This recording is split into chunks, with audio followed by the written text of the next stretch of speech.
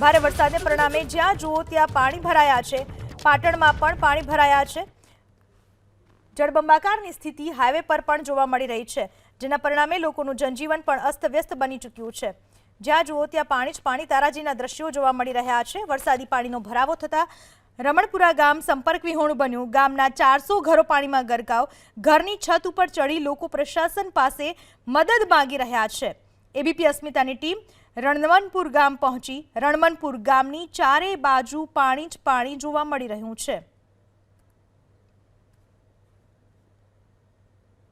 સાતલપુર તાલુકામાં ધોધમાર વરસાદ પડવાની સાથે જે ગામ વિહોણું બન્યું છે તે ગામના હું દ્રશ્યો બતાવવા માંગીશ। આ ગામ છે સાતલપુર તાલુકાનું રણમલપુરા ગામ છે ને તે ગામના અંદર તમામ ઘરોના અંદર પાણી ભરાઈ ગયા છે ને તમે જોઈ રહ્યા છો જે લોકો છે તે એકબીજાના હાથ પકડીને છે તે ગામની બહાર જવાનો પ્રયત્ન કરી રહ્યા છે, સાથે કોઈ બીજા લોકોને બચાવવાનો પ્રયત્ન કરી રહ્યા। આકાશી દ્રશ્યો તમે જોઈ રહ્યા છો। ત્યારે એબીપી અસ્મિતાની ટીમ ગ્રાઉન્ડ રિપોર્ટિંગ કરી રહી છે, ત્યારે